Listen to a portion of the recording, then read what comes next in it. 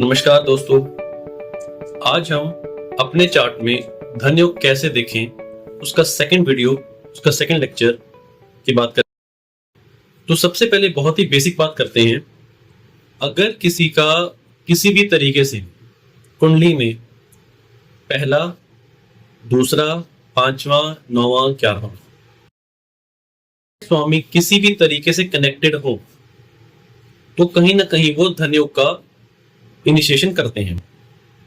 इसको समझने के लिए स्क्रीन पे देखिए। तो एक कुंडली बना लेते हैं।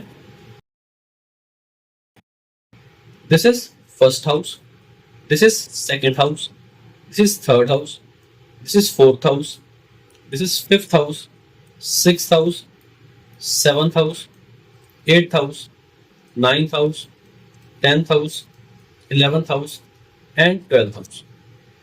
तो मान लीजिए ये जो कुंडली है एरीज राशि की कुंडली है, एरीज लग्न की कुंडली है और ये तो पहले घर का स्वामी कौन हुआ?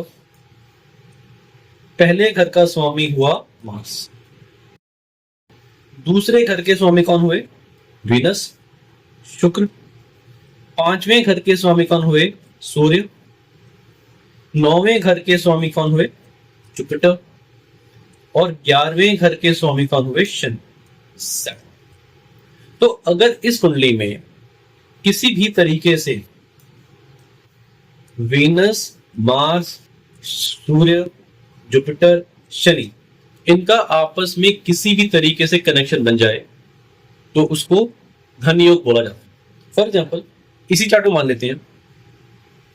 मान लीजिए वीनस, मार्स ऐसे विराजमान है, सो चौथे घर में एक धनयोग बनेगा। सो कितने प्रकार के धनयोग बन सकते हैं वो थोड़ी देर में बात करते हैं। अब मान लीजिए इसी चार्ट में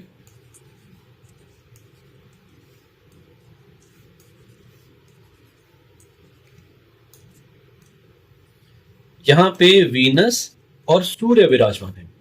वीनस सेकंड लॉर्ड हुए, सूर्य फिफ्थ लॉर्ड हुए। तो ये एक तरह का धनयोग है। अगर मान लीजिए इसी कुंडली में जुपिटर एंड सैटर्न यहां पे विराजमान है तो ये भी एक धनयोग है। तो अब बात करते हैं कितने तरह के धनयोग बन सकते हैं या किस तरीके से धनयोग बन सकते हैं। तो पहले बात करते हैं, इसको बोलते हैं PAC। PAC that is placement, A for aspect यानी दृष्टि, C मतलब कंजंक्शन यानी युति। तो अगर पहली बात करेंगे प्लेसमेंट की, तो हमने कुंडली बनाई थी एक नंबर वाली कुंडली, तो फिर से बना देते हैं। 1 3 4 5 6 7 8 9 10 11 एंड 12। तो पहली बात करते हैं प्लेसमेंट की। तो प्लेसमेंट अगर पहला घर का स्वामी इन घरों में विराजमान हो, कौन से घरों में? First house, second house, fifth house, ninth house, 11th house. So मान लीजिए मार्स अगर यहां पे विराजमान है तो ये भी एक धनयोग है।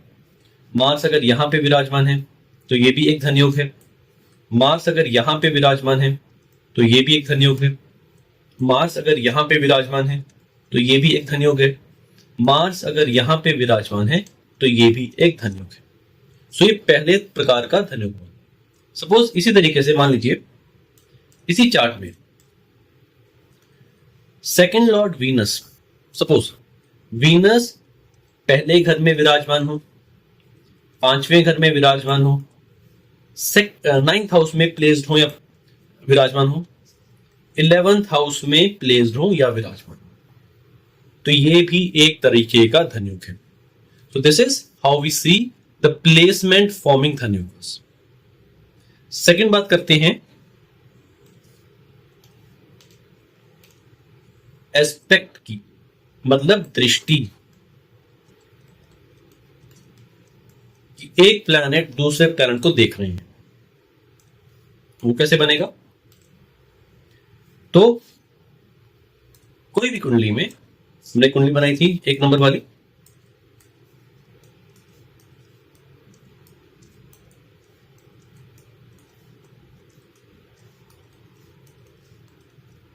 तो इस पर्टिकुलर कॉन्सेप्ट के लिए, दृष्टि के लिए 2 प्लैनेट्स मिनिमम रिक्वायर्ड। सो मान लीजिए मार्स एंड वीनस, इनका दृष्टि संबंध बन जाए किसी भी तरीके से। सपोज किसी भी घर में बैठे हो, does not matter. Suppose Venus यहां पे विराजमान है और मार्स सामने से देख रहे हैं, तो ये एक तरह का धनयोग बनेगा। सिमिलरली सपोज मार्स यहां पे विराजमान है और वीनस यहां पे विराजमान है, तो ये भी एक तरीके का धनयोग बनेगा। उसी प्रकार से सपोज जुपिटर यहां पे विराजमान है और शनि महाराज मान लीजिए यहां पे विराजमान है, तो Jupiter is expecting Saturn, Saturn is also expecting Jupiter. तो अगर मान लो यही चार्ट में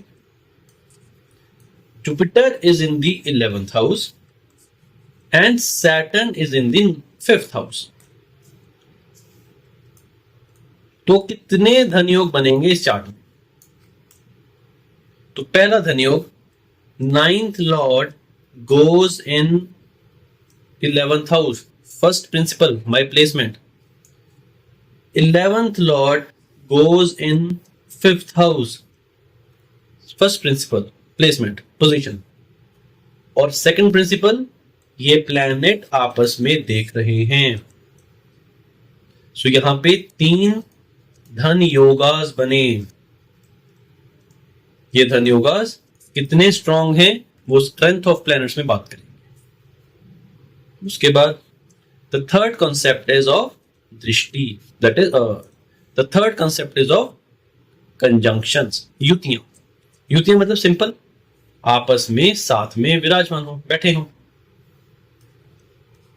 तो इसमें बात करेंगे suppose Jupiter and Saturn, if they are sitting in this house, if they're sitting in this house together, that is 9th lord and 11th lord, they are sitting together in this house, तो ये तीसरे तरह का धनयोग बनेगा। अब मान लीजिए सामने से वीनस यहां पे बैठे हैं, तो there are 3 types of धनयोगास। One is Jupiter and Saturn, 9th and 11th lord, they are sitting together, एक धनयोग।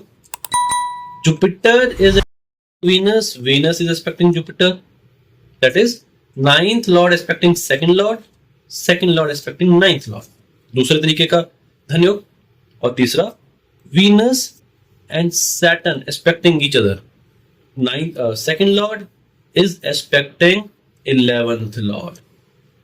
तो यहां पे इस चार्ट में 3 तरीके से धनयोग बनेगा, और वो धनयोग कितने स्ट्रांग होगा वो बात करेंगे जब हम स्ट्रेंथ ऑफ प्लैनेट्स की बात करेंगे। अपने कुंडली में धनयोग कैसे देखे जा सकते हैं ये थोड़ा थोड़ा और समझ आएगा। धन्यवाद।